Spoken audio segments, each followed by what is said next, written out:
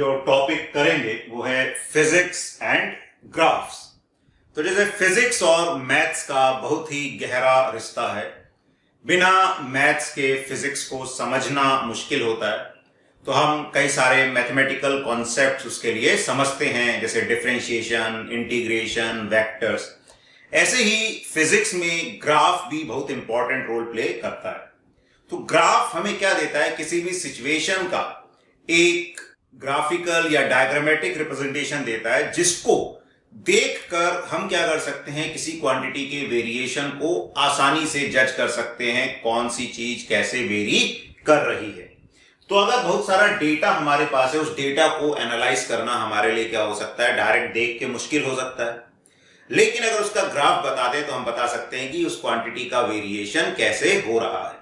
जैसे मान लीजिए क्रिकेट में दो टीम है, दोनों के हमने जो बॉल्स फेंकी गई, मान लो वनडे मैच है, 300 बॉल्स फेंकी गई, तो पहली टीम के भी हर बॉल का स्कोर लिख दिया, दूसरी टीम के भी हर बॉल का स्कोर लिख दिया। तो उसको देख के हमको एनालाइज करना कि किस ओवर में किसका स्कोर अच्छा था, तो पूरा थोड़ा टाइम ज्यादा लगेगा, हमें हर बॉल को देखना पड़ेगा, उसके कंपेरेबल वैल्यू चेक करनी पड़ेगी। लेकिन आपने देखा होगा कि क्या दिखाते हैं, जो मैचेस होते हैं तो अलग अलग टीम का जो ग्राफ है वो इस तरह से दिखाते हैं कि जैसे ये टीम ए का ग्राफ है, टीम बी का हो सकता है शुरू में नीचे रहा हो, फिर ऊपर चला गया हो। ठीक है, तो इस तरह से ये ग्राफ्स का यूज किया जाता है। अब इसमें क्या है, वही 300 पॉइंट्स की वैल्यू अलग अलग मेंशन करने की बजाय ग्राफिकली बता दी, तो हम बता सकते हैं कि भाई यहां पर ए वाली टीम अच्छा प्रदर्शन कर रही थी, बी वाली का खराब था, कम था, बाद में बी वाली ने इंप्रूव किया। तो ग्राफ हमको क्या करता है, एक पिक्चर प्रोवाइड करता है। वो बहुत सारे डेटा को देखने की बजाय हम एक पिक्चर से समझ सकते हैं कि कोई क्वांटिटी कैसे वेरी कर रही है। तो फिजिक्स में भी बहुत सारी क्वांटिटीज वेरिएबल होती हैं। वेरिएबल मतलब जो बदलती रहती हैं, एक क्वांटिटी दूसरी क्वांटिटी पर डिपेंड करती है। अब अगर हमें एक टाइम पर क्वांटिटी बतानी है तो हम ठीक है बता सकते हैं, एक इंस्टेंट में बता सकते हैं। लेकिन अगर पूरे वेरिएशन की बात करनी है कि उसका वेरिएशन कैसा होगा, पोजीशन के साथ, टाइम के साथ, जो भी वेरिएबल है उसके साथ, तो ग्राफ्स हमें बहुत हेल्प करते हैं। तो आइए देखते हैं किस तरह के ग्राफ्स फिजिक्स में काम आते हैं, उनको कैसे हम यूज कर सकते हैं। तो सबसे पहले हम बात करते हैं स्ट्रेट लाइन। तो स्ट्रेट लाइन की क्या इक्वेशन होती है? स्ट्रेट लाइन की इक्वेशन होती है y is equal to mx plus C. This is the equation. ठीक है ना, इक्वेशन क्या करती है, एक वेरिएबल को दूसरे से रिप्रेजेंट करती है। तो y जो है ये एक वेरिएबल है, x एक वेरिएबल है, m कांस्टेंट होता है जो स्लोप कहलाता है, और c एक कांस्टेंट होता है जो y इंटरसेप्ट कहलाता है। स्लोप क्या होता है? कोई भी लाइन, जैसे हमने ये x एक्सिस मानी, ये y एक्सिस मानी, अगर y और x में ग्राफ है तो ठीक है। बेसिकली ग्राफ किसमें बनाते हैं हम, दो वेरिएबल। तो यहां पे वेरिएबल क्या है, y x। जनरली ये y क्या कहलाता है, डिपेंडेंट वेरिएबल, ये x पर डिपेंड कर रहा है। x कहलाता है इंडिपेंडेंट वेरिएबल। तो इंडिपेंडेंट वेरिएबल को हॉरिजॉन्टल लाइन या x एक्सिस के अलोंग रिप्रेजेंट किया जाता है, और डिपेंडेंट वेरिएबल को वर्टिकल लाइन या y एक्सिस के अलोंग रिप्रेजेंट किया जाता है। अब स्लोप क्या होता है, कोई भी line positive direction of x axis से जो एंगल बनाती है, उस एंगल का tan थीटा ही स्लोप कहलाता है। अगर एंगल थीटा है तो tan theta is called slope. और हमें यह पता होना चाहिए कि अगर थीटा एक्यूट होता है तो tan थीटा पॉजिटिव आएगा, और अगर थीटा ऑब्ट्यूज होगा तो tan थीटा नेगेटिव आ जाएगा। तो अगर लाइन ऐसे है तो एंगल हमेशा positive direction of x axis से ही देखना है। तो यहां पे जो स्लोप होगा तो ये tan थीटा, इस एंगल का tan लेना पड़ेगा। तो यहां पे स्लोप कैसा आएगा, पॉजिटिव।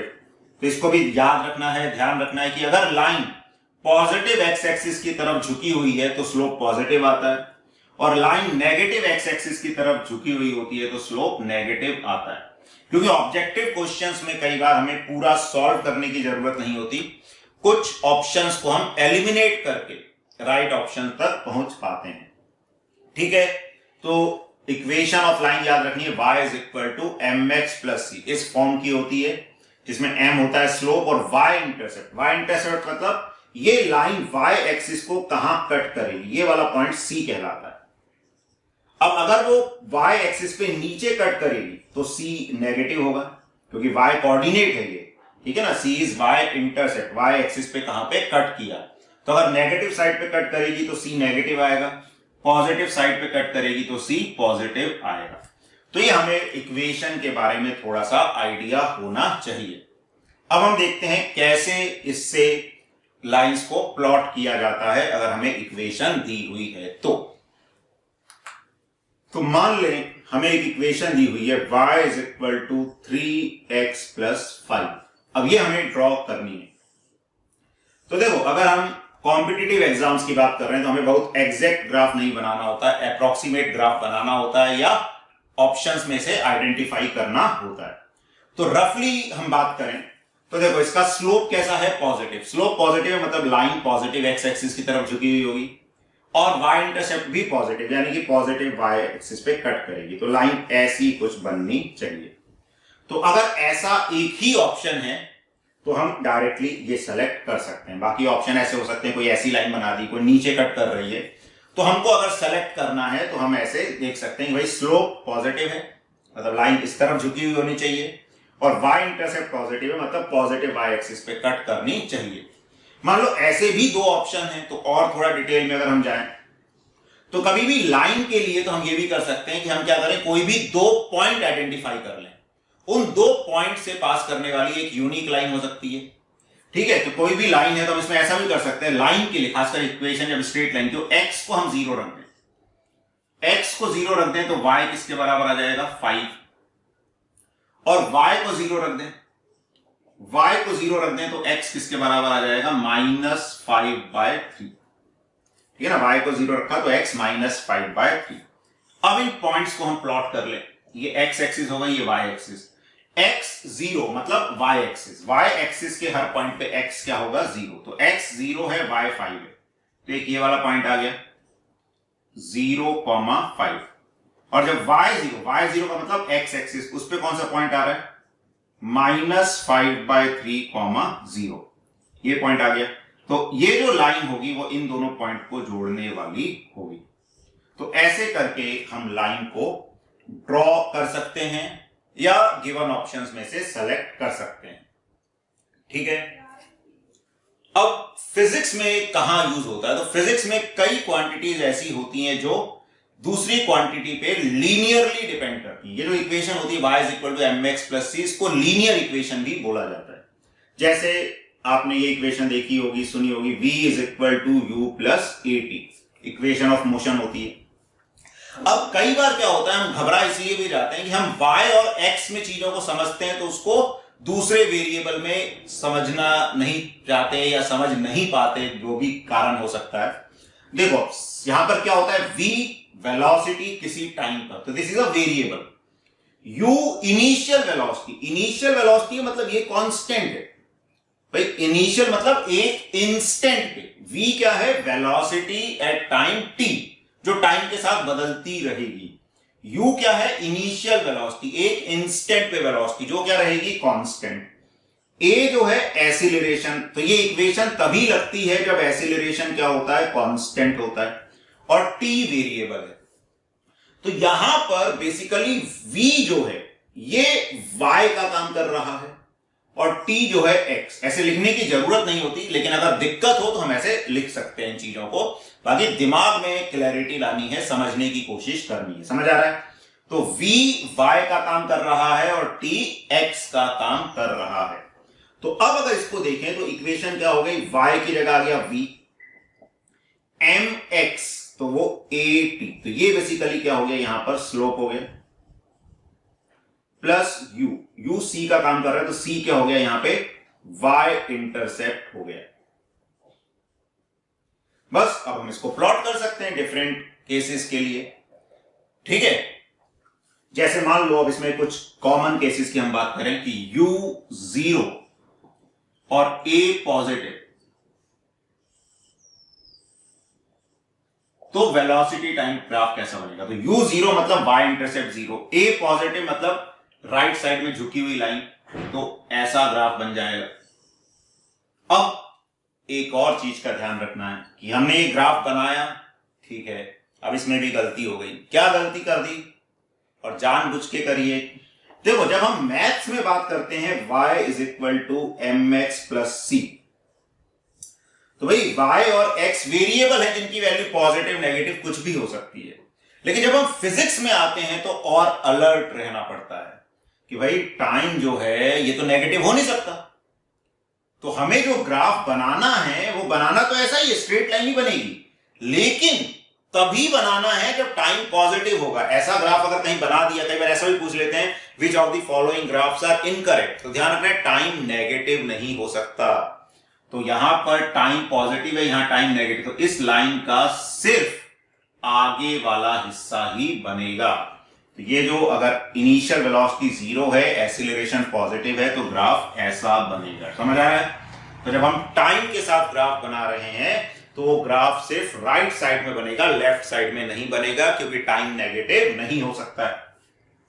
अच्छा, अगर इसमें u भी पॉजिटिव हो जाए और a भी पॉजिटिव हो जाए तो क्या होगा?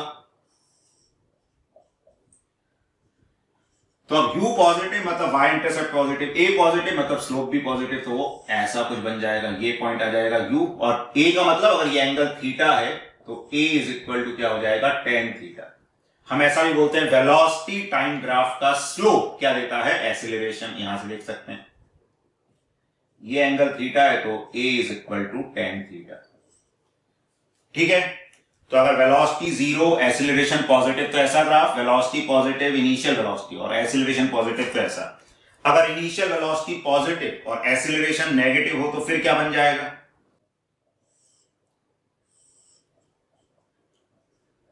तो इनिशियल वेलोसिटी पॉजिटिव है लेकिन एक्सीलरेशन नेगेटिव है, तो इनिशियल वेलोसिटी मतलब y intercept positive, acceleration negative मतलब इस तरफ झुकी हुई लाइन, तो वो ऐसी लाइन बन जाएगी। तो ध्यान रखना पीछे नहीं ले जाना, क्योंकि टाइम नेगेटिव नहीं होगा।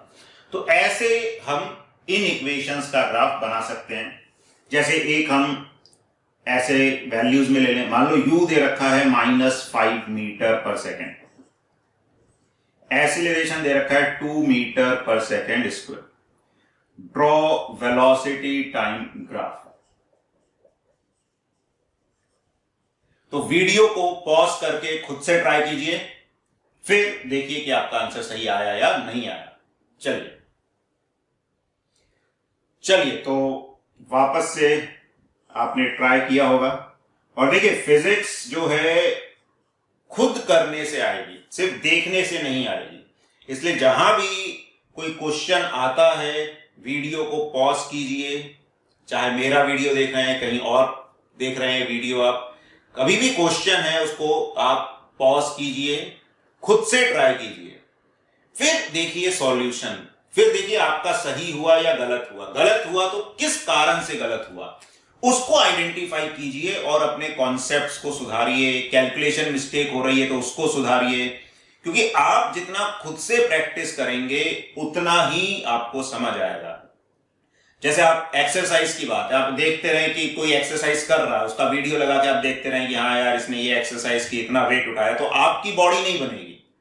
अपनी बॉडी बनाने के लिए आपको खुद एक्सरसाइज करनी पड़ेगी, खुद वेट उठाना पड़ेगा। तो ऐसे ही फिजिक्स समझने के लिए, मैथ समझने के लिए, या कोई भी सब्जेक्ट समझने के लिए आपको खुद मेहनत करनी पड़ेगी।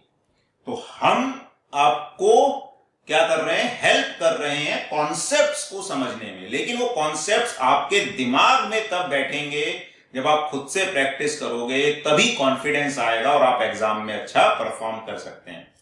ठीक है, तो ये इंपॉर्टेंट पॉइंट है। तो अगर कहीं बोल रहा हूं मैं कि आप ट्राई कीजिए, तो खुद से ट्राई कीजिए, हिम्मत मत हारिए, और एक नहीं 2 बार ट्राई कीजिए।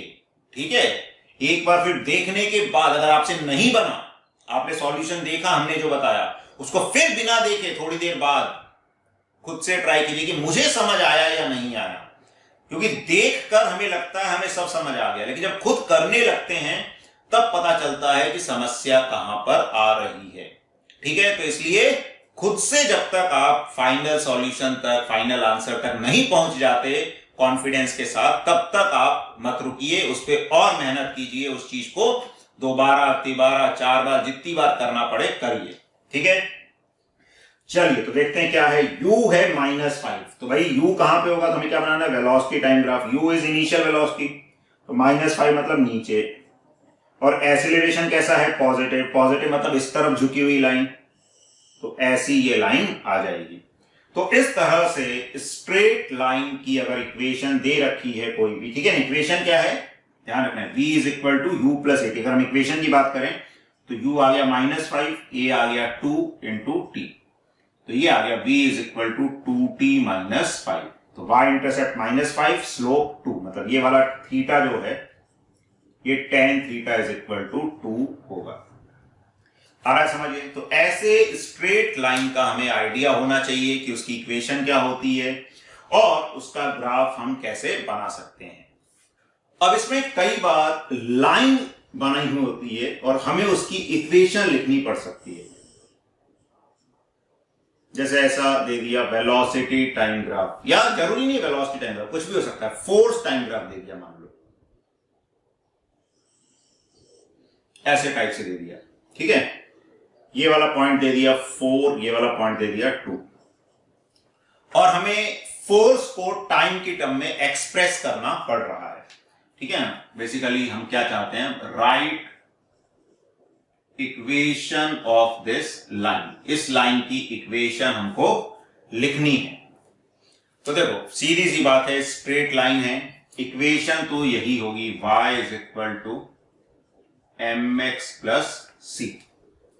ठीक है, अब y कौन सा वेरिएबल होगा जो y एक्सिस पे, तो y की जगह तो क्या आ जाएगा, f आ जाएगा, x की जगह क्या आ जाएगा, t आ जाएगा, c क्या होगा, y इंटरसेप्ट, तो c की जगह कितना आ जाएगा 4। अब बचा ये स्लोप। अब स्लोप के लिए देखो हमें क्या निकालना है, ये वाला tan थीटा निकालना होता है। अगर हम इस थीटा को देखें, या इसको मैं फाई बोल दूं, तो एक चीज का ध्यान रखते हैं, पहले हम एक चीज डिस्कस करते हैं, ये एंगल थीटा है, तो स्लोप जो है क्या होगा, tan थीटा। अच्छा, थीटा और फाई का सम 180 डिग्री होगा, तो tan थीटा, थीटा को क्या लिख सकता हूं मैं, पाई माइनस फाई, पाई क्या होता है 180 डिग्री, और tan 180 माइनस थीटा या 180 minus phi is minus tan phi, तो ये माइनस tan फाई आ जाएगा। तो इसको डायरेक्टली ऐसा ध्यान रखें कि अगर कोई लाइन इधर झुकी हुई है, ठीक है, ऐसे झुकी हुई है कोई लाइन, तो हम डायरेक्टली ये थीटा निकालेंगे, इसका tan निकाल देंगे, स्लोप आ जाएगा। क्यों, क्योंकि हमें एक्यूट एंगल्स में वर्क करने में अच्छा लगता है, उनकी वैल्यूज हमें अच्छे से याद रहती है। अगर ऐसी झुकी हुई लाइन दे दी तो भी हम क्या कर सकते हैं, इधर वाले एंगल का tan निकाल दें, सीधे पॉजिटिव ही निकाल दें, उसके साथ नेगेटिव साइन लगा दें। क्यों, क्योंकि हम देख रहे हैं कि जो tan थीटा है, स्लोप tan थीटा होगा, वो माइनस tan फाई के बराबर आएगा। तो बेसिकली अब यहां पे हम क्या करें, tan फाई फाइंड करें, तो tan फाई, अब ये एंगल तो पॉजिटिव ही आएगा, तो ये साइड कितनी हो गई 4 और ये साइड कितनी हो गई 2, तो tan phi is equal to 4/2, that is 2।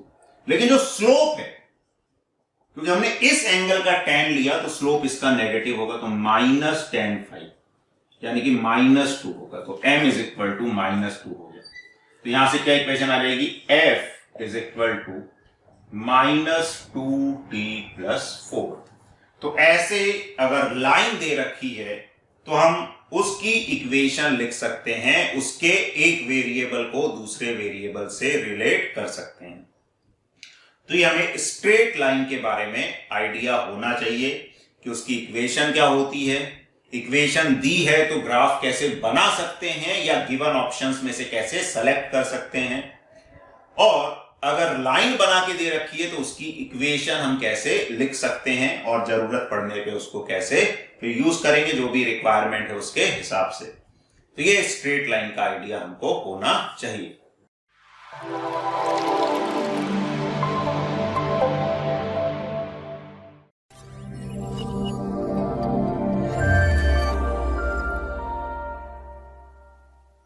Hello friends, तो ग्राफ जो हम समझ रहे हैं फिजिक्स के लिए, हमने पहले स्ट्रेट लाइन का समझा था, आज हम देखेंगे इसी सीरीज में क्वाड्रेटिक एक्सप्रेशन के ग्राफ और उसकी इक्वेशन और कैसे हम ग्राफ्स बना सकते हैं या आइडेंटिफाई कर सकते हैं चीजों को। तो क्वाड्रेटिक एक्सप्रेशन क्या होता है? तो क्वाड्रेटिक एक्सप्रेशन होता है y is equal to ax square plus bx plus c। ठीक है ना, जहां पे a b c कोई भी रियल नंबर्स हो सकते हैं।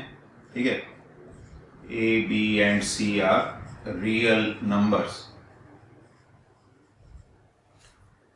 और a जो है ये नॉट इक्वल टू 0 होना चाहिए, क्योंकि अगर a 0 हो गया तो ये लीनियर इक्वेशन ही हो जाएगी। क्वाड्रेटिक इक्वेशन के लिए एक्स स्क्वायर का कोफिशिएंट नॉन जीरो होना चाहिए। तो ये क्वाड्रेटिक इक्वेशन होता है जिसमें x की पावर 2 होती है, मैक्सिमम पावर। ठीक है, अब ये आपने पढ़ा भी होगा, 10th क्लास में भी है ये टॉपिक। तो क्वाड्रेटिक इक्वेशन जो है इसके रूट्स, तो देखो जब भी जो x की मैक्सिमम पावर होती है उतने ही उस इक्वेशन के रूट्स हो सकते हैं। रूट्स मतलब वो पॉइंट जिस पे इस फंक्शन की वैल्यू क्या हो सकती है, 0 हो सकती है। ठीक है, तो अब इसके दो रूट्स हो सकते हैं। उन दो रूट्स को हम कैसे डिफाइन करते हैं? तो जो रूट्स होते हैं इसके, roots of this quadratic equation.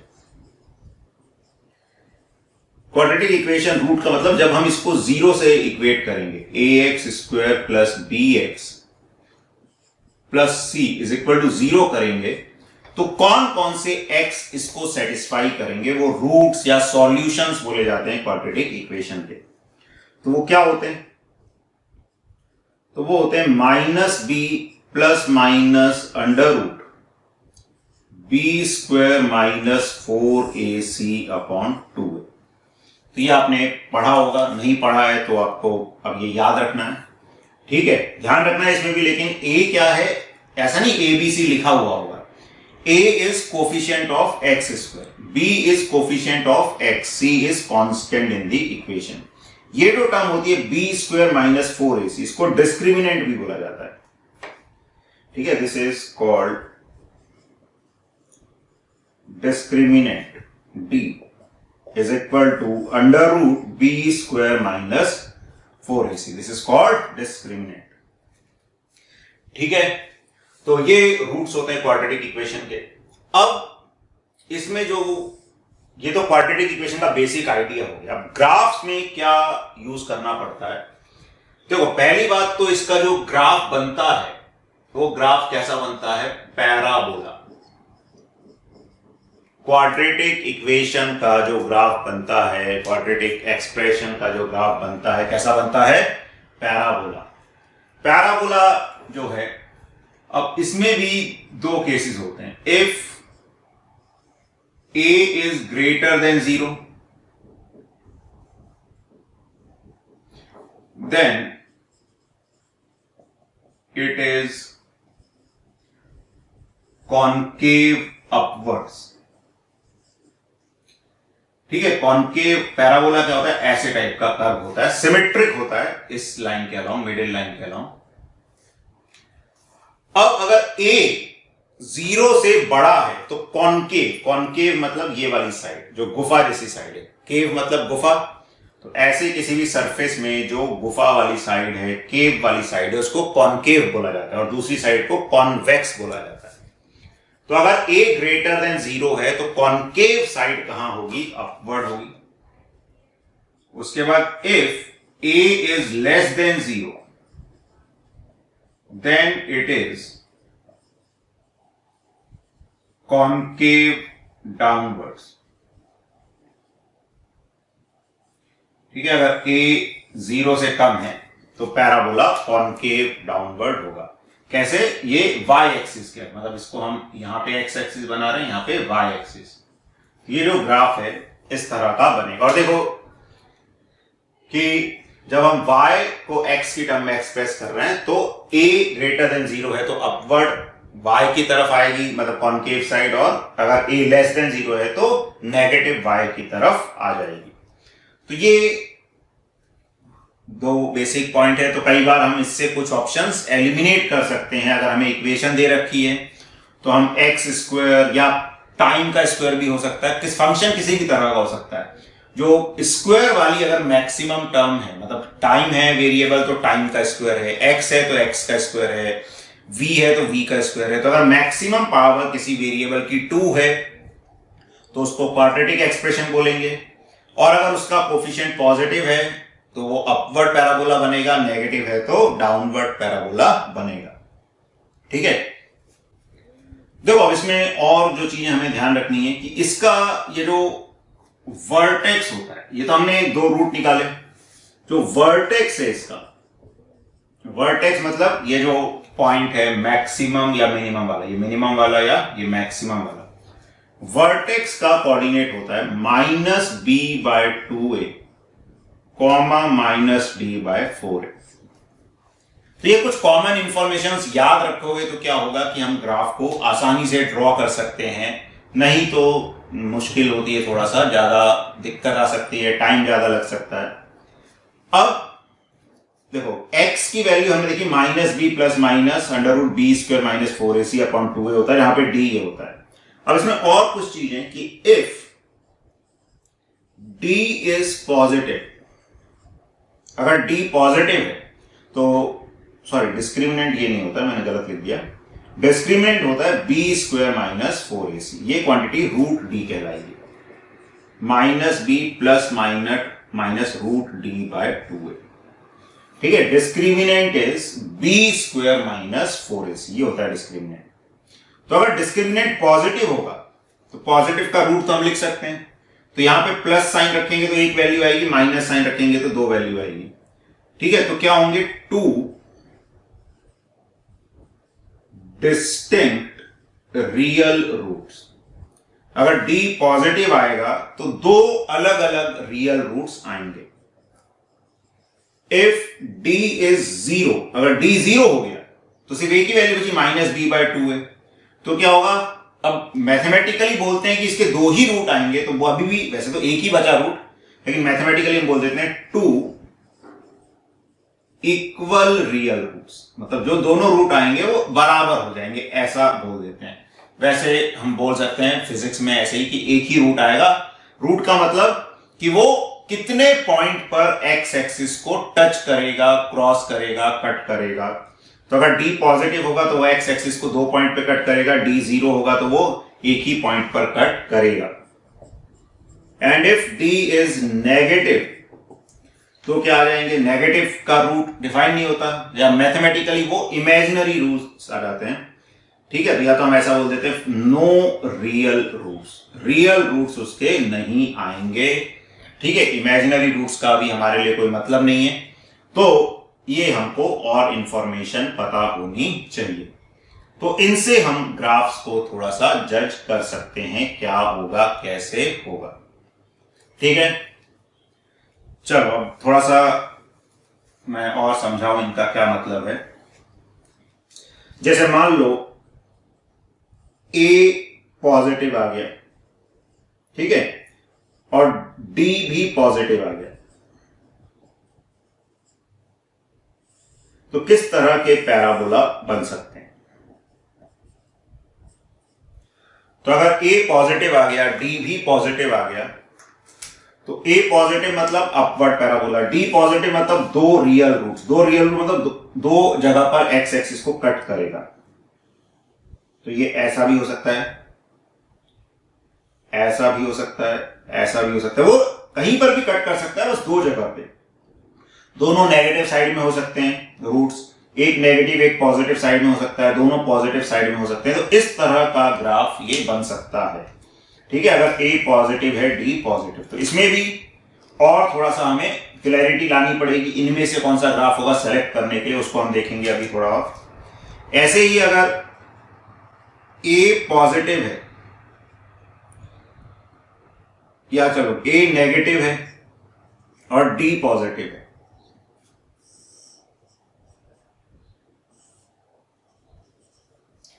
तो a नेगेटिव मतलब डाउनवर्ड पैराबोला, d पॉजिटिव मतलब दो रूट्स, तो इन्हीं के ऑपोजिट उल्टे टाइप के, और ये जरूरी नहीं सिमेट्रिक हो, इस तरफ ज्यादा इस तरफ कम हो सकता है, इस तरफ ज्यादा इस तरफ कम हो सकता है, बस वो एक्स एक्सिस पे 2 पॉइंट पे कट करेगा।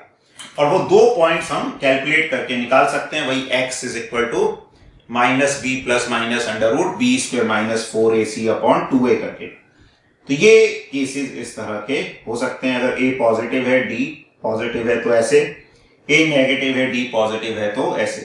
तो इससे क्या होगा, हम कई ऑप्शंस को एलिमिनेट कर सकते हैं, क्योंकि अगर हम कॉम्पिटिटिव एग्जाम की बात करें तो हमें ड्रॉ तो करना नहीं है, हमें सेलेक्ट करना है मेनली।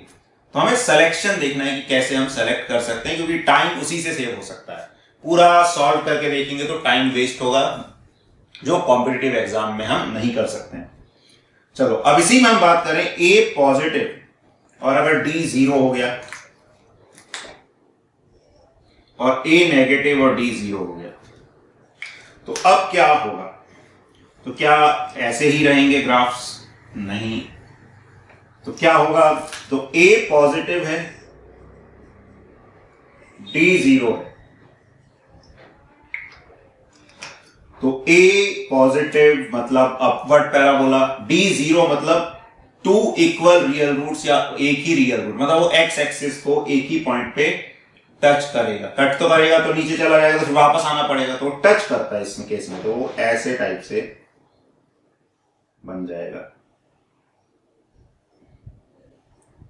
ठीक है ना? तो a पॉजिटिव मतलब अपवर्ड ही रहेगा और d 0 हो गया मतलब वो x एक्सिस को अब एक पॉइंट पे सिर्फ टच करेगा, यानी कि x एक्सिस पे ही उसका मिनिमा लाई करेगा।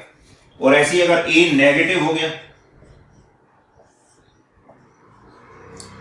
तो फिर क्या होगा?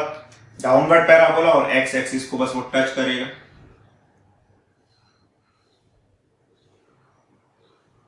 तो इस तरह से ये केसेस बन जाएंगे। ठीक है, अब इसमें नेक्स्ट केस देखें, a पॉजिटिव a नेगेटिव, दो ही केस हो सकते हैं a में। तो d जो है ये नेगेटिव हो जाए, तो d नेगेटिव होगा तो क्या होगा?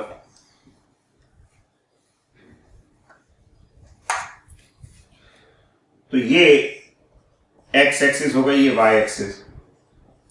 अब देखो, a पॉजिटिव मतलब अपवर्ड पैराबोला, d नेगेटिव मतलब कोई रियल रूट नहीं है। रियल रूट नहीं है मतलब वो x एक्सिस पे टच नहीं करेगा, कोई रियल पॉइंट नहीं आएगा जहां पे वो x एक्सिस को टच कर सकता है। तो वो बेसिकली ऐसा ग्राफ आ जाएगा, मतलब उसका जो मिनिमा वाला पॉइंट है वो ही x एक्सिस के ऊपर आ जाएगा। ठीक है, तो ऐसा केस बनेगा अगर a पॉजिटिव होगा, d नेगेटिव होगा।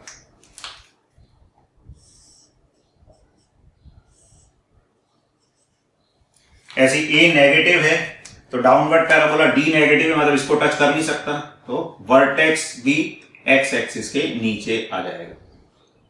तो ऐसे ये हम क्वाड्रेटिक एक्सप्रेशन का बेसिक आइडिया देख सकते हैं कि ग्राफ्स किस तरह के बनने चाहिए।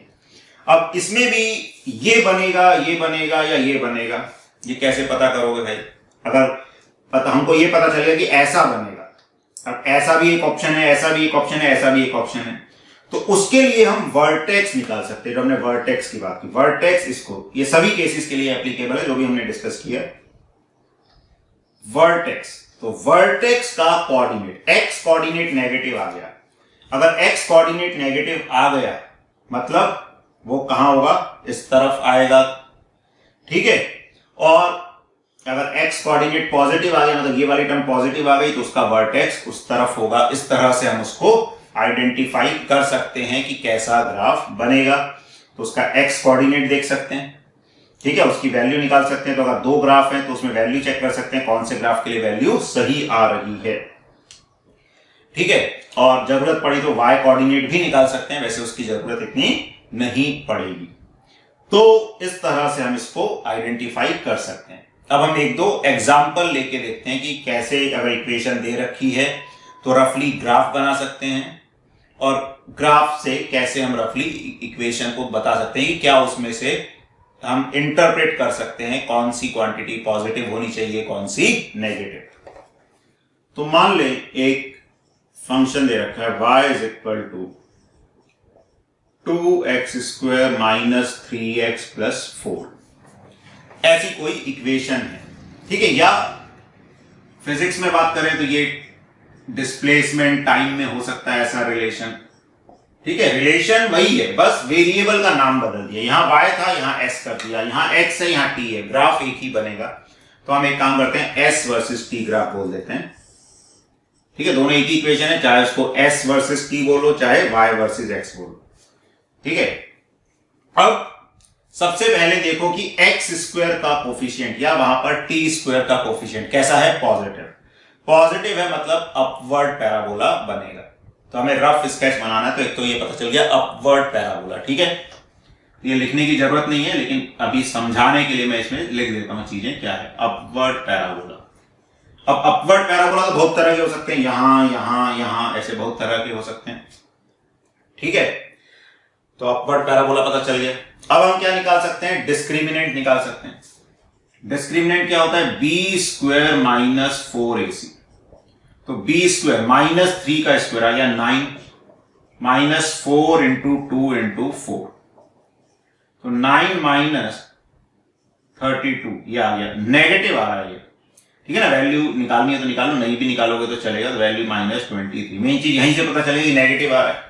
तो d नेगेटिव आ रहा है, यानी कि रूट d तो डिफाइन ही नहीं होगा, तो नो रियल रूट्स, यानी कि इसका कोई रियल रूट नहीं होगा, यानी कि ये टच नहीं करेगा टाइम वाली एक्सिस को, यानी कि ऊपर ही रहेगा। अब हम वर्टेक्स निकाल सकते हैं। तो वर्टेक्स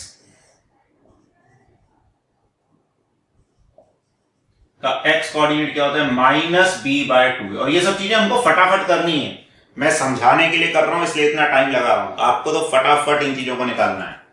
तो ये आ रहेगा -b कितना हो गया 3/4। तो ये वर्टेक्स का कोऑर्डिनेट आ गया y is equal to -b/4 है, y भी निकाल लेते हैं चलो, क्योंकि d निकाला ही हुआ है हमने। तो 23/8। तो ये वर्टेक्स आ गया। तो x पॉजिटिव है, y पॉजिटिव ही होना पड़ेगा क्योंकि कट तो कर नहीं रहा है।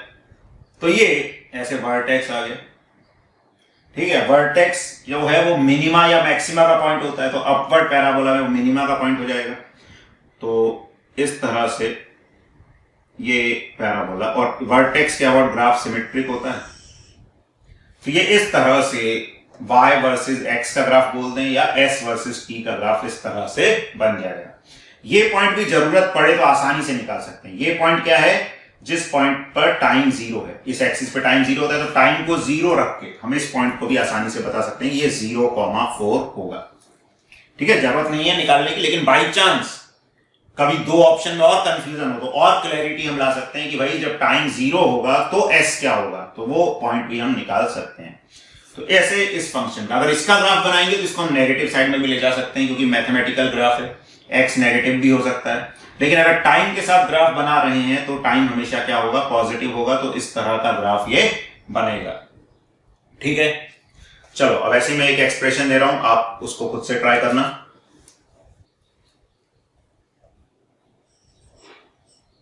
s is equal to t square plus 5t minus 2। तो आप इसको खुद से बना के देखिए, रफ स्केच बनाना है जैसे हमने बनाया वैसे ही टाइप का, कि रफली क्या स्केच बनेगा, ठीक है ना। ये पॉइंट्स हम मेंशन कर सकते हैं यहां पर जरूरत पड़े तो, क्योंकि ये वाला अगर करना हो, वैसे हमें तो सेलेक्ट करने होते हैं ऑप्शन, लेकिन फिर भी और डिटेल में जाएं तो ये वाला पॉइंट हमने क्या निकाला था, x कोऑर्डिनेट इसका 3/4 था और y कोऑर्डिनेट 23/8 था। तो ऐसे करके ये पॉइंट्स भी मेंशन किए जा सकते हैं। चलो इसको रफली प्लॉट करो, देखो क्या आता है, ठीक है। वीडियो पॉज करके करो, फिर हम उसको बताते हैं आपको कैसे करना है। चलिए, तो आपने ट्राई किया होगा इसको, अब हम देखते हैं क्या हमको करना है। तो सबसे पहले तो जो a है वो ग्रेटर देन 0 है, तो अपवर्ड पैराबोला बनेगा,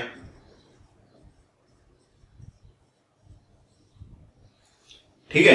फिर डिस्क्रिमिनेंट देख लें, b स्क्वायर माइनस 4ac, तो 5b है तो 25 हो गया, b का square 25 minus 4 into 1 into c कितना है -2, इनको साइन के साथ रखना है बाकी इस टर्म का स्क्वायर करते हैं तो प्लस माइनस से फर्क नहीं पड़ता, लेकिन यहां पर फर्क पड़ेगा। ये आ गया 25 प्लस 8 यानी कि 33। तो डी पॉजिटिव आ रहा है, पॉजिटिव आ रहा है मतलब टू डिस्टिंक्ट मतलब अलग अलग रियल रूट्स होंगे।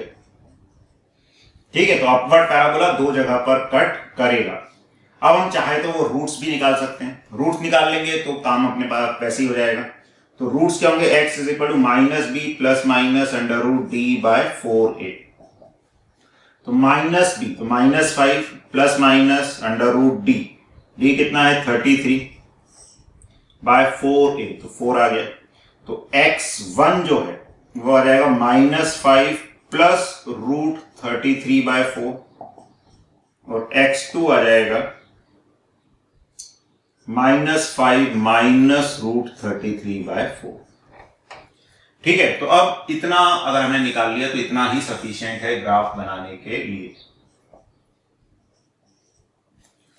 तो देखो ये रूट x की जगह मैं t बोल सकता हूं यहां पे, क्योंकि हम टाइम की बात कर रहे थे। ठीक है, t1 t2। तो ये मैथमेटिकल आया, टाइम नेगेटिव हो नहीं सकता हमको पता है, लेकिन मैथमेटिकली इस ग्राफ के रूट्स आ गए। तो ये टाइम क्या आएगा, नेगेटिव आएगा। वैल्यू, ये वैल्यू 5 से ज्यादा ही आएगी, तो -5 भी मान ले तो -10 बाय 4 -2.5 के आसपास, तो यहां कहीं आएगा एक टाइम। ये वाला टाइम ये 5 से थोड़ा ज्यादा आएगा, तो ये पॉजिटिव में आएगा और 1 से वैल्यू जो है कम आएगी। तो ऐसे टाइप का ये ग्राफ का पॉइंट्स आएंगे और अपवर्ड पैराबोला बनेगा। अब देखो दो वर्टेक्स दो रूट्स हैं, वर्टेक्स उसके मिड पॉइंट पे होता है, वो हम निकाल भी सकते हैं।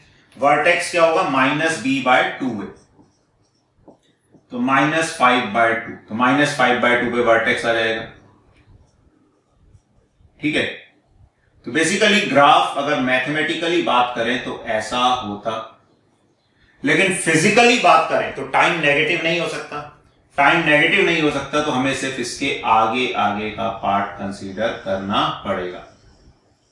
तो इसका ग्राफ कुछ ये वाला पॉइंट हम जरूर निकाल सकते हैं कि t को हम 0 रख दें तो s -2 के बराबर आ जाएगा, यानी कि ये -2 से शुरू हो रहा है। ठीक है, तो ऐसे हम क्वाड्रेटिक एक्सप्रेशन को समझ सकते हैं, उनके ग्राफ ड्रॉ कर सकते हैं। ठीक है, और कभी ऐसा ग्राफ भी दिया है तो बता सकते हैं अपवर्ड पैराबोला है तो a पॉजिटिव होना चाहिए, डाउनवर्ड पैराबोला है तो a नेगेटिव होना चाहिए। तो ये क्वाड्रेटिक एक्सप्रेशन का बेसिक आइडिया हमको होना चाहिए। चलिए इतना ही करते हैं, आशा करता हूं आपको समझ आया होगा। अगर आपको अच्छा लगा ये वीडियो, लाइक करें और इसको शेयर करें ज्यादा से ज्यादा लोगों से, जिससे हम और अच्छे वीडियोस आपके लिए ऐसे ही लाने के लिए प्रयास करें। तो जितने ज्यादा लोगों तक आप इसको पहुंचाएंगे उतने ज्यादा आपको वीडियोस रेगुलर बेसिस पे मिलते रहेंगे। चलिए, गुड लक।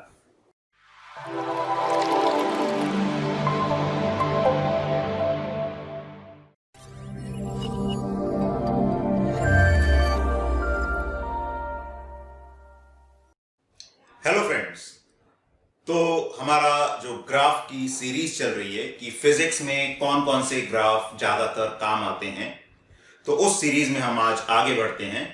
तो अभी तक हमने स्ट्रेट लाइन के बारे में देखा कि स्ट्रेट लाइन की इक्वेशन क्या होती है और उसको कैसे प्लॉट किया जाता है, और हमने क्वाड्रेटिक एक्सप्रेशन को देखा कि क्वाड्रेटिक एक्सप्रेशन क्या होता है और उसका हम ग्राफ कैसे बना सकते हैं। आज जो है हम कुछ और ग्राफ देखेंगे जो फिजिक्स में कई बार जरूरत पड़ जाती है। तो फंक्शंस क्या होते हैं और उनका ग्राफ किस तरह का होता है। तो सबसे पहले हम बात करेंगे आज सर्कल की। तो सर्कल तो सब जानते ही हैं, उसकी शेप कैसी होती है। इंपॉर्टेंट है यहां पर कि सर्कल की इक्वेशन कैसी होती है, वेरिएबल्स आपस में रिलेट कैसे होते हैं अगर वो इक्वेशन सर्कल को रिप्रेजेंट कर रही है।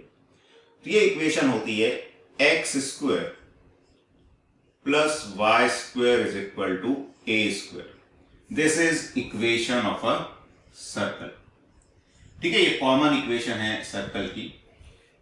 अगर ऐसी इक्वेशन है, इसका मतलब क्या होता है कि जो सेंटर है सर्कल का, सेंटर क्या हो जाता है 0, 0, यानी कि ओरिजिन, मतलब x भी 0, y भी 0, और ये जो ए है ये क्या हो जाता है, उसका रेडियस हो जाता है। तो रेडियस ए के बराबर हो जाता है। यानी कि हम अगर इसको प्लॉट करें तो ये फंक्शन एक सर्कल बनेगा, ठीक है, जिसका सेंटर ओरिजिन पर होगा। ये एक्स एक्सिस है, ये वाई एक्सिस है, और इसका रेडियस जो है ये ए के बराबर होगा। ये वाला पॉइंट अगर देखें तो इसके लिए एक्स कोऑर्डिनेट ए होगा, तो ये a, 0 आ जाएगा। ये वाला पॉइंट इसके लिए y कोऑर्डिनेट ए होगा, x कोऑर्डिनेट 0 होगा, तो ये 0, a आ जाएगा। ये वाली साइड नेगेटिव x में आ जाएगी, तो ये वाला पॉइंट -a, 0 होगा। x कोऑर्डिनेट -a होगा, y कोऑर्डिनेट 0, और ये वाला पॉइंट इसका x कोऑर्डिनेट 0 होगा, y कोऑर्डिनेट -a के बराबर होगा। तो ये सर्कल की इक्वेशन होती है। तो कभी दो वेरिएबल इस तरह से रिलेटेड हैं, x² + y² = a², तो वो इक्वेशन किसकी बनती है, सर्कल की बनती है। ठीक है। अच्छा, इसमें फिजिक्स में जनरली इतने से ही काम चल जाता है, फिर भी एक और तरह की इक्वेशन हो सकती है। वैसे मैथ्स में देखें तो और भी अलग अलग फॉर्म में इक्वेशंस पढ़ाई जाती हैं, लेकिन हम फिजिक्स पॉइंट ऑफ व्यू से देखें तो ये क्लियर होना चाहिए कि ऐसी इक्वेशन एक सर्कल होती है जिसका सेंटर ओरिजिन पे होता है और रेडियस a होता है। कई बार अगर ऐसी इक्वेशन हमारे सामने आ जाए, x - x0 का स्क्वायर प्लस y - y0 का square is equal to a², तो ये भी सर्कल की इक्वेशन ही होती है। अब इसमें अंतर क्या होता है, तो इसमें जो सेंटर है वो ओरिजिन नहीं होता, सेंटर क्या हो जाता है, x0, y0। ध्यान रखना यहां पे x और y वेरिएबल है, x0 और y0 जो है ये कांस्टेंट है। ठीक है, तो सेंटर x0 y0 होगा और रेडियस जो है a के बराबर ही होगा। ठीक है, जैसे एक एग्जांपल लेके हम समझते हैं। मान लो इक्वेशन दे रखी है x - 2 का स्क्वायर प्लस y - 3 का स्क्वायर इज इक्वल टू 5²।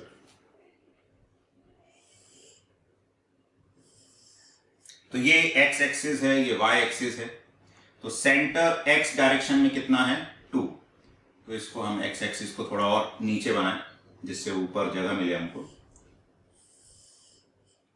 तो ये x एक्सिस है, तो x एक्सिस में सेंटर का कोऑर्डिनेट है 2, y एक्सिस में है 3। तो यहां से हमने एक हॉरिजॉन्टल लाइन खींची, यहां से एक वर्टिकल, ये सेंटर आया और इस सेंटर के अबाउट 5 रेडियस का सर्कल, ये 3 है, सॉरी ये डिस्टेंस 2 है, ये डिस्टेंस 3 है। तो जब 5 बनाएंगे तो इससे नीचे चला जाएगा, इससे भी नीचे पीछे चला जाएगा।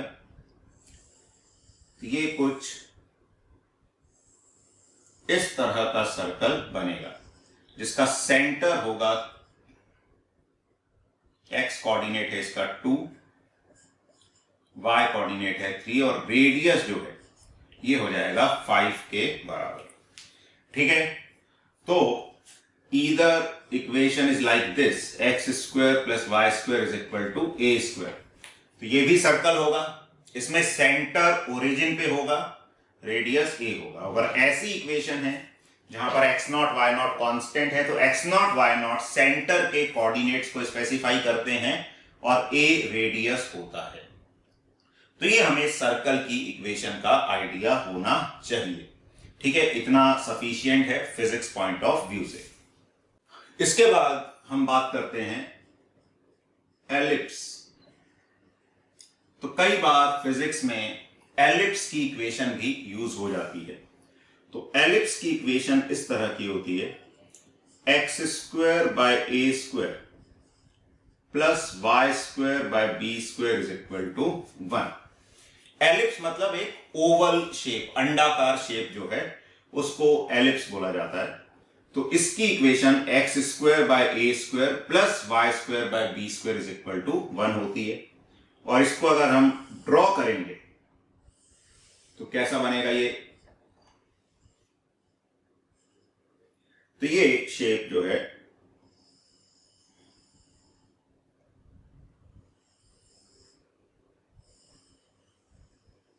इस तरह की बन जाएगी।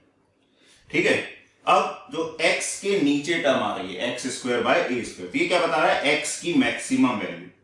तो एक्स की मैक्सिमम वैल्यू ए होगी। तो मैक्सिमम कहां पर होगी, एक्स एक्सिस पर। और वाई स्क्वायर के नीचे जो टर्म है ये बता रही है वाई की मैक्सिमम वैल्यू बी होगी। ठीक है। अब ये एलिप्स ऐसा भी बन सकता है। ऐसा कब बनेगा, अगर ए ग्रेटर देन बी होगा। तो ये वाली साइड इसकी बड़ी हो जाएगी, ये वाली साइड छोटी। तो जो बड़ी साइड होती है उसको मेजर एक्सिस बोलते हैं, और जो छोटी साइड होती है इसको माइनर एक्सिस बोला जाता है। ठीक है। ये वाले पॉइंट्स भी हम बता सकते हैं कि इसका एक्स कोऑर्डिनेट माइनस ए होगा, वाई कोऑर्डिनेट 0, और इसका हो जाएगा 0, माइनस बी। ठीक है। This is major axis. Major axis मतलब ये पूरी, ठीक है, यहां से लेकर यहां तक ये पूरी मेजर एक्सिस कहलाती है, और ये पूरी माइनर एक्सिस कहलाती है। कई बार हम इसमें आधी एक्सिस की भी बात करते हैं, तो हम इस आधी डिस्टेंस की बात करेंगे तो ये कहलाती है सेमी मेजर एक्सिस, मतलब मेजर एक्सिस की आधी। और ऐसे ही अगर हम इसमें बात करेंगे, इसमें ऊपर या नीचे कोई भी बात कर सकते हैं, तो ये आधी माइनर एक्सिस का आधा, ये क्या कहलाता है, सेमी माइनर एक्सिस। ठीक है। और एलिप्स ऐसे भी बन सकता है, जरूरी नहीं है कि एलिप्स ऐसा ही बने, एलिप्स ऐसा भी हो सकता है।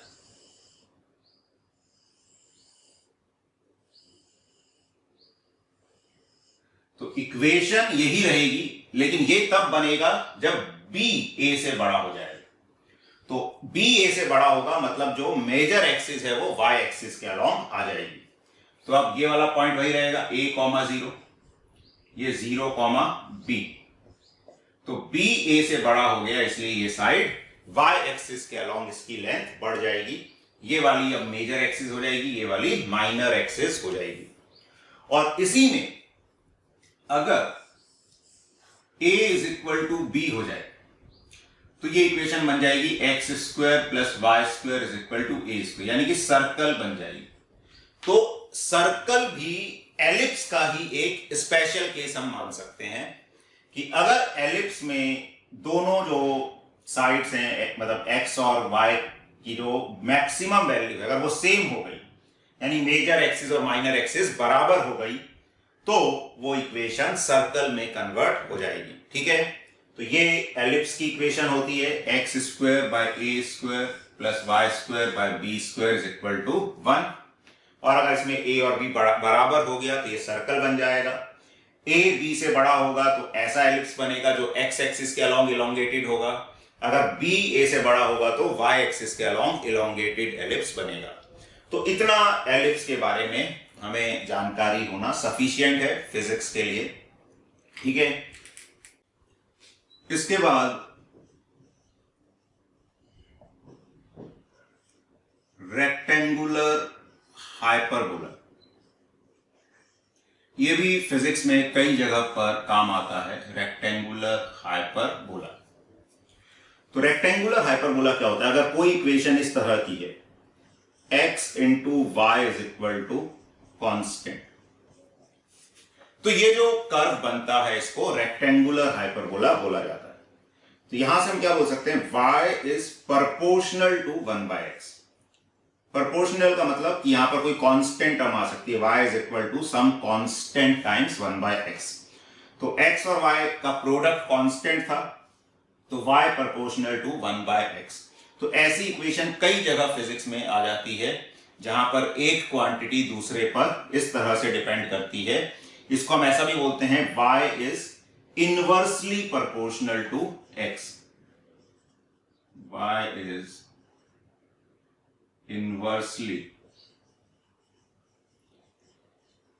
Proportional to x। y x के इनवर्सली प्रोपोर्शनल है। इसका ग्राफ कैसा बनेगा,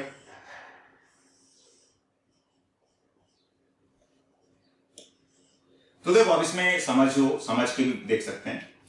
x अगर 0 को अप्रोच करेगा, एक्स जीरो पे तो ये फंक्शन डिफाइन ही नहीं होगा, ध्यान रखना है, एक्स जीरो के लिए फंक्शन डिफाइन नहीं होगा क्योंकि वो इनफाइनाइट हो जाएगा। तो x जीरो को अप्रोच करेगा, मतलब x की वैल्यू बहुत छोटी हो जाएगी, तो y इंफिनिटी को अप्रोच करेगा, यानी जब x जीरो को अप्रोच करेगा y बहुत ज्यादा हो जाएगा, और जब x बहुत ज्यादा होगा इंफिनिटी को अप्रोच करेगा तो 1 बाय इंफिनिटी किसको अप्रोच करेगा, जीरो को। तो ये फंक्शन इस तरह का बन जाता है। ध्यान रखना ये एक्सिस को टच नहीं करेगा, क्यों? प्रैक्टिकली टच कब करेगा, इंफिनिटी पे जाके, तो इंफिनिटी तो हम बना नहीं सकते, ऐसे ये जीरो पे इनफाइनाइट हो जाएगा, तो ऐसे फंक्शंस टच नहीं करेंगे एक्सिस को, बस हम ऐसे बना के इसको एक्स एक्सिस वाई एक्सिस के पैरेलल जैसा दिखा देंगे, ठीक है। तो ये फंक्शन होता है y proportional to 1 by x, ठीक है। जैसे फिजिक्स में कई बार इलेक्ट्रिक फील्ड आ जाती है, एक इलेक्ट्रिक फील्ड है वायर की, वो प्रोपोर्शनल है 1 बाय r। अब ये वेरिएबल कुछ भी हो सकते हैं, देखो ये हम ग्राफ का आइडिया दे रहे हैं। अब जब भी आप फिजिक्स में कुछ पढ़ते हो और अगर कोई कंफ्यूजन हो तो आप इन लेक्चर्स को आके देख सकते हैं कि क्या जो है ग्राफ कैसे बनाए जाते हैं और वेरिएबल्स क्या हैं। वो वेरिएबल जरूरी नहीं हमको y और x मिले, वो वेरिएबल कुछ भी हो सकता है, वेलोसिटी टाइम हो सकता है, पोजीशन टाइम हो सकता है, एक्सीलरेशन वेलोसिटी हो सकता है। तो जैसे ये मैं बता रहा हूं यहां पे इलेक्ट्रिक फील्ड, अगर किसी को नहीं पता है कोई मतलब नहीं, तो ये एक वेरिएबल है E और एक वेरिएबल है R, E R के इनवर्सली प्रोपोर्शनल, यहां पे कोई कांस्टेंट टर्म और आ सकती है, उससे फर्क नहीं पड़ रहा है। तो इसका ग्राफ कैसा बनेगा, तो इसका ग्राफ कैसा बनेगा, तो ये एक रेक्टेंगुलर हाइपरबोला को रिप्रेजेंट करेगा। तो जब r जीरो को अप्रोच करेगा तो E इंफिनिटी को अप्रोच करेगा, r इंफिनिटी को अप्रोच करेगा तो E जीरो को अप्रोच करेगा। तो ऐसे रेक्टेंगुलर हाइपरबोला भी फिजिक्स में कई जगह पर आ जाते हैं, उनका ग्राफ प्लॉट करना हमको आना चाहिए, ठीक है। तो ये भी कॉमन तरह का ग्राफ है जो फिजिक्स में बहुत यूज होता है, ठीक है। अब हम और कुछ कॉमन फंक्शंस की बात कर रहे हैं, तो जनरली उनका नाम क्या है वो जानने की हमें जरूरत नहीं है। तो फंक्शंस जो फिजिक्स में आ जाते हैं कई बार, जैसे y is equal to 1/1 plus X.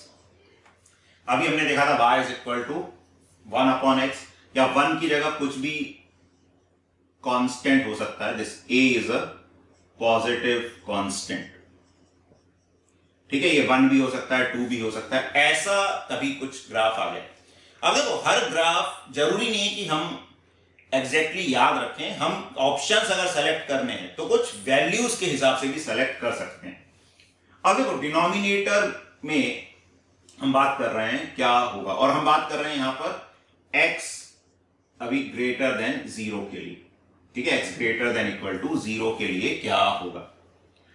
तो कैसे ये ग्राफ बनेगा, क्योंकि अगर यहाँ पे टाइम है तो टाइम कभी नेगेटिव नहीं हो सकता, ठीक है। रेडियस है तो किसी चीज का रेडियस नेगेटिव नहीं हो सकता। तो मोस्ट ऑफ द टाइम्स जो फिजिकली हमें जरूरत पड़ती है उसमें ये टर्म ग्रेटर देन 0 होती है। तो y वर्सेस x, समझ आ रहा है 0 क्यों होती है। जैसे हमको ऐसा दे दिया कुछ क्वांटिटी की s is equal to 1/1 plus t, तो t 0 नहीं हो सकता, ठीक है। कोई चीज में यहाँ पे रेडियस आ गया, रेजिस्टेंस आ गया, ऐसी चीजें आ गई तो वो चीजें नेगेटिव नहीं हो सकती। तो जनरली ग्राफ हमें इस रीजन में देखना पड़ता है जब x greater than equal to 0 है। तो सबसे पहले क्या करो, x को 0 रख दो। तो x को 0 रख दिया तो ये क्वांटिटी 1/a, तो पहले तो वो पॉइंट निकाल लो। तो x को 0 रखने पे ये 1/a के बराबर हो जाएगी। अब क्या होगा, जैसे जैसे x, इसको मैं थोड़ा ऊपर बना दूं,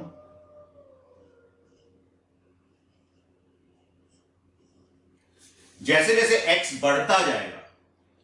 बढ़ता जाएगा तो डिनोमिनेटर बढ़ता जाएगा, तो ओवरऑल क्वांटिटी डिक्रीज होती जाएगी, और x इंफिनिटी हो जाएगा तो ये नीचे वाली टर्म पूरी इनफाइनाइट ही हो जाएगी, तो 1/∞ 0, यानी कि 1/a से शुरू होगा और 0 को अप्रोच करेगा। तो ये ग्राफ इस तरह का बनेगा, ठीक है। स्ट्रेट लाइन बनेगी नहीं, कर्व बनेगा। कई बार हमें लगता है कि ऐसा, देखो ऐसा बनाएंगे तो वो क्या करेगा, एक्स एक्सिस को जाकर टच कर जाएगा, क्योंकि इसकी जो एक कर्वेचर है उसमें चेंज नहीं आ सकता कि ऐसे जाके ऐसा नहीं जा पाएगा ये ग्राफ। तो ऐसा अगर ग्राफ है कहीं पर y is equal to 1/a plus X, तो वो इस तरह का, अगर a की वैल्यू 1 हो जाएगी तो यहां 1 से शुरू होगा, और इस तरह का ये आ जाएगा। एक और कॉमन ग्राफ जो फिजिक्स में कई बार आ जाता है, y is equal to x upon a plus x, जहां पर x वेरिएबल है, a एक कांस्टेंट है, पॉजिटिव कांस्टेंट ही है। ठीक है, इसमें भी हम बात कर रहे हैं x greater than equal to 0 के लिए। तो कई बार इसको समझना हमारे लिए थोड़ा मुश्किल हो जाता है, क्योंकि x बढ़ेगा तो ऊपर वाली क्वांटिटी भी बढ़ेगी, नीचे वाली क्वांटिटी भी बढ़ेगी, और दोनों को रिलेट करना थोड़ा सा मुश्किल हो जाता है। तो ऐसे फंक्शन को समझने के लिए, ग्राफ बनाने के लिए क्या करेंगे, हम x से ऊपर नीचे डिवाइड कर दें। तो ऊपर डिवाइड करेंगे x से तो 1 आ जाएगा, नीचे करेंगे तो a बाय x प्लस 1 आ जाएगा। अब इससे क्या हुआ, x वाला टर्म जो है वो एक ही जगह पर चला गया, तो हमें सोचना आसान हो जाएगा। अब देख लें, अगर x को हमने 0 रखा तो x को 0 रखेंगे तो ये 1/0 इनफाइनाइट हो गया, तो डिनोमिनेटर इनफाइनाइट हो गया, तो y की वैल्यू क्या हो जाएगी, 0 ही हो जाएगी। और x जैसे जैसे बढ़ेगा, x बढ़ेगा तो ये वाली टर्म घटेगी, यानी कि डिनोमिनेटर घटेगा, डिनोमिनेटर घटेगा तो न्यूमरेटर बढ़ेगा, यानी कि फंक्शन बढ़ेगा x के बढ़ने के साथ साथ। अब x इंफिनिटी को अप्रोच करेगा तो 1/∞ 0 हो जाएगा, तो ये 1 बचेगा डिनोमिनेटर में, तो y किसके बराबर हो जाएगा, 1। तो हमें ये कुछ चीजों पे देखना पड़ेगा, चीजें फाइंड करनी पड़ेंगी। ठीक है, तो इसको रटना भी नहीं है, थोड़ा समझ के हम याद रख सकते हैं कि ग्राफ कैसे प्लॉट किए जा सकते हैं। और कॉम्पिटिटिव एग्जाम में मोस्टली सेलेक्ट करने होते हैं हमको, तो कैसे हम सेलेक्ट कर सकते हैं या कुछ ऑप्शंस को एलिमिनेट कर सकते हैं। तो पहली बात, x0 y0, यानी कि ये इस पॉइंट से पास करेगा, x इंफिनिटी पे y1 और बढ़ता जा रहा है, यानी कि ये एक वैल्यू को अटेन करेगा। ठीक है ना, मतलब कंटिन्यूसली बढ़ता जा रहा है और मैक्सिमम वैल्यू कहां आएगी, इंफिनिटी पे आएगी, तो मैक्सिमम वैल्यू 1 आएगी। तो ये ऐसा ग्राफ आएगा जो बढ़ता जाएगा और y इज इक्वल टू 1 को अटेन करने की कोशिश करेगा। तो इसको टच नहीं करेगा, इसके पैरेलल जैसा हम इसको दिखा देंगे कि इंफिनिटी पर पहुंचने पर y की वैल्यू 1 हो जाएगी। तो ये कुछ और कॉमन ग्राफ्स थे जिनका हमें आइडिया होना चाहिए। ठीक है, तो ये सब आप समझें। आपको अगर ये अच्छा लगा, समझ आया, कुछ फायदा हुआ, तो इस वीडियो को लाइक जरूर करें, अपने फ्रेंड्स से शेयर करें। ठीक है, आपका कोई डाउट है उसको कमेंट करके आप बता सकते हैं। नेक्स्ट पार्ट में हम लेंगे इसमें ट्रिग्नोमेट्रिक फंक्शंस के graph, mainly sine theta, cos theta के ग्राफ फिजिक्स में ज्यादा काम आते हैं, तो हम उनको नेक्स्ट क्लास में समझेंगे। चलिए, गुड लक।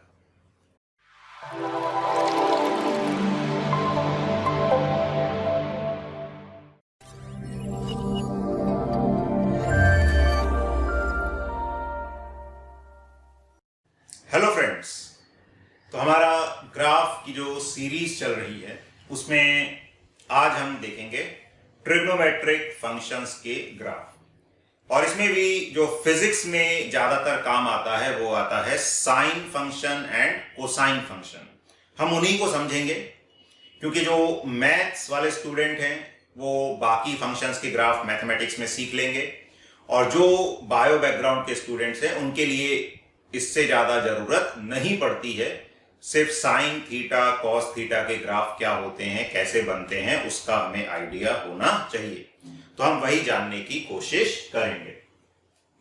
तो सबसे पहले हम फंक्शन ले लें y is equal to sine x। ये x भी हो सकता है, थीटा भी हो सकता है, कुछ भी हो सकता है। अब सबसे पहली बात तो ध्यान रखना है कि जो साइन थीटा होता है, साइन थीटा की मैक्सिमम वैल्यू कितनी होती है, 1 होती है। ठीक है, तो साइन x की जो मैक्सिमम वैल्यू है ये कितनी होती है, 1, और जो मिनिमम वैल्यू है वो होती है -1। ध्यान रखना, 0 नहीं होती है। जब हम 90 से बड़े एंगल की बात करते हैं तो साइन जो है वो -1 हो जाता है। किस पे, 270 डिग्री पे इसकी वैल्यू -1 आ जाती है। तो साइन x मैक्सिमम होता है 1, मिनिमम होता है -1। और ये जो ग्राफ बनते हैं, ये ग्राफ स्ट्रेट लाइन नहीं बनते, कर्व बनते हैं, ये हमें थोड़ा सा आइडिया होना चाहिए। अच्छा, अब इसमें ये जो साइन एक्स और कॉस एक्स है, ये क्या होते हैं? पीरियोडिक फंक्शन होते हैं। ठीक है, पीरियोडिक मतलब जो एक फिक्स इंटरवल के बाद अपने आप को रिपीट करते हैं, और इनका जो पीरियड होता है ये होता है 2 पाई। 2 पाई यानी कि 360 डिग्री। ठीक है, ये ध्यान रखना है, पाई रेडियन जो है 180 डिग्री के बराबर होता है। तो हम इसका ग्राफ प्लॉट करेंगे 0 से 2 पाई एंगल के बीच में, और उसके बाद वही अपने आप को रिपीट करता रहेगा।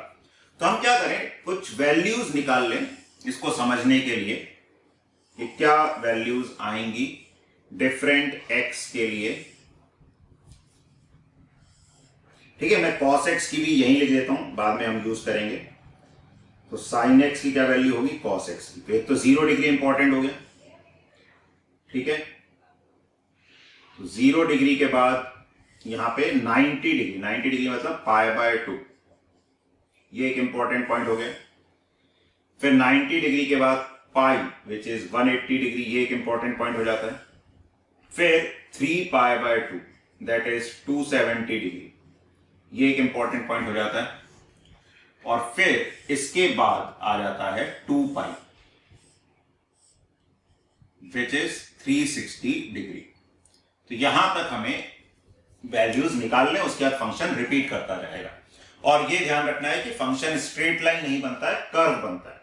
तो 0 डिग्री पे साइन की वैल्यू क्या हो जाएगी? 0, sine 0 is 0, sine 90 degree is 1, sine 180 degree is again 0, sine 270 degree is -1, sine 360 degree is 0। And cos की वैल्यू देखेंगे, cos 0 is 1, cos 90 is 0, cos 180 is -1, cos 270 is 0, cos 360 is 1। तो ये cos की values हो जाती हैं। अब हमें sin x का ग्राफ बनाना है। पहले sin x का देख लेते हैं।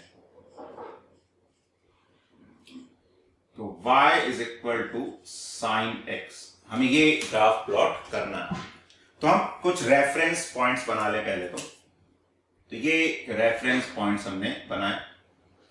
तो ये वाली लाइन तो हो गई x इज इक्वल टू 0, ये x इज इक्वल टू π/2 या 90 डिग्री, ये x इज इक्वल टू पाई या 180 डिग्री। ठीक है, बराबर बराबर डिस्टेंस पे आएंगी।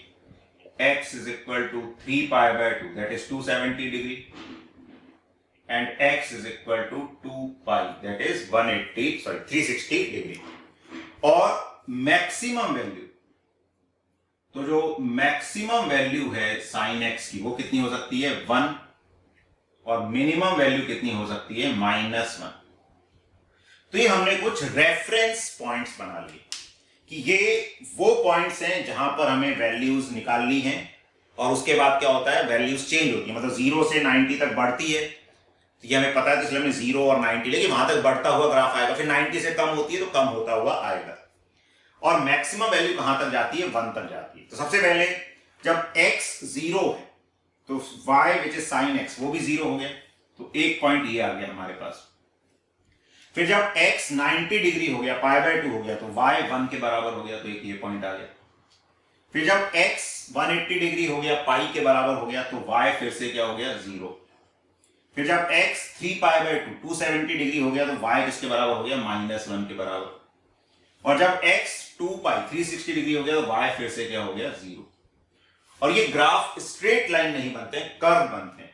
और कर्व भी कैसे बनते हैं? ऐसे नहीं बनते, इस तरह के कर्व बनते हैं। तो ये थोड़ा सा बस हमको ध्यान रखना है। तो इनको जोड़ने वाले हम ऐसे कर्व बना देंगे।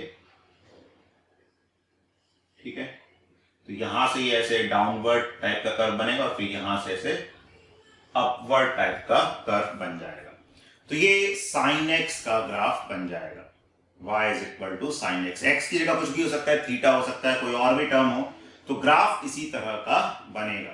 ठीक है, तो इस ऐसे ग्राफ को साइनोसोइडल, जो भी ग्राफ ऐसे साइन की तरह, कोसाइन की तरह वेरी करते हैं, इनको फिजिक्स में साइनोसोइडल कर्व या ग्राफ भी बोल दिया जाता है।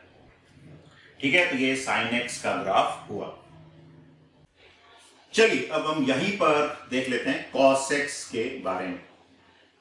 तो cos x जो है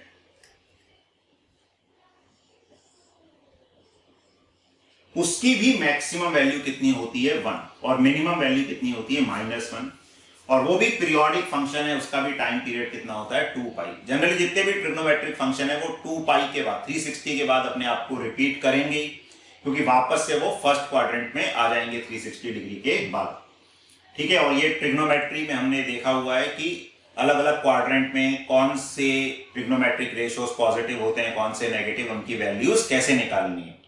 अगर आपको नहीं पता तो आप ट्रिग्नोमेट्री वाला वीडियो देखें, ठीक है, उसका लिंक मैं नीचे डिस्क्रिप्शन में दे दूंगा। तो y is equal to cos x, तो cos x की भी मैक्सिमम वैल्यू 1 होती है, मिनिमम -1 होती है, पीरियोडिक फंक्शन है, इसका पीरियड 360 डिग्री होता है। अब cos x के लिए ये पॉइंट्स आएंगे, तो खुद भी एक बार प्लॉट करके देख सकते हो। तो वीडियो को पॉज करके आप खुद से अटेम्प्ट कीजिए, फिर आगे बढ़िए, ठीक है। फिर हम जो बना रहे हैं चेक कीजिए आपने सही बनाया या नहीं। जैसे sin x का बनाया वैसे ही बनाकर देखिए, खुद से बनाएंगे तो ज्यादा अच्छे से चीजें समझ आएंगी, क्लैरिटी ज्यादा आएगी। चलिए, तो आप कोशिश कीजिए और फिर वीडियो शुरू करके आगे बढ़िएगा। तो cos x का हमें ग्राफ बनाना है, तो ये x हो गया, y is equal to cos x, ये ग्राफ हमें प्लॉट करना है। तो यहां पर हम फिर से x एक्सिस पे कुछ मार्क्स ले लें, पॉइंट्स ले लें, ठीक है। तो एक तो क्या हो गया, x की value 0, then π/2, then pi, then 3π/2 and then 2 pi, ये वैल्यूज हो गई। y की मैक्सिमम वैल्यू जो है ये 1 आ जाएगी और मिनिमम वैल्यू जो है ये -1 आ जाएगी, ठीक है। अब जो पॉइंट्स हैं वो देख लें कि जब x 0 है तो y कितना है, मतलब cos x कितना है 1, तो x 0 पे y यानी कि cos x 1 है, तो ये पॉइंट आ गया। जब x 90 डिग्री है, π/2 है, तो y कितना है 0, तो ये वाला पॉइंट आ गया। जब x 180 डिग्री है तो y कितना हो गया, -1 हो गया, तो 180 पर cos की वैल्यू -1 हो गई, 270 पर फिर 0 हो गई, ठीक है। अब हमें cos की वैल्यू देखनी है, ध्यान रखना है, साइन की नहीं देखनी, और फिर 360 डिग्री पर वापस से 1 हो गया।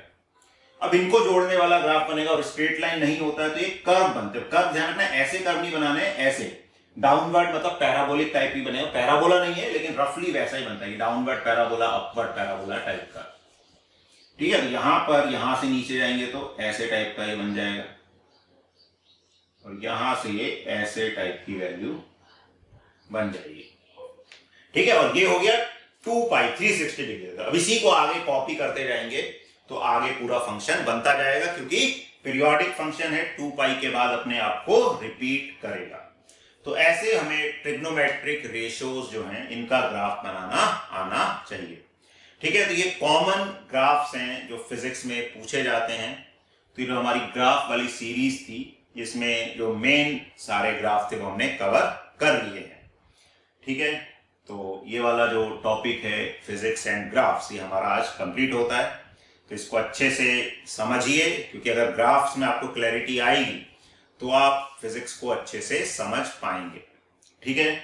अगर आपने इस वीडियो से कुछ सीखा, आपको कुछ फायदा हुआ, तो डेफिनेटली इसको लाइक कीजिए, अपने फ्रेंड्स से शेयर कीजिए, जिससे ज़्यादा से ज़्यादा स्टूडेंट्स को फायदा हो, उनकी नॉलेज जो है एनहेंस हो, ठीक है। आपको कोई डाउट है कमेंट करके पूछ सकते हैं, और अपने एफर्ट्स लगातार करते रहिए, पढ़ाई निरंतर करते रहिए। चलिए, गुड लक।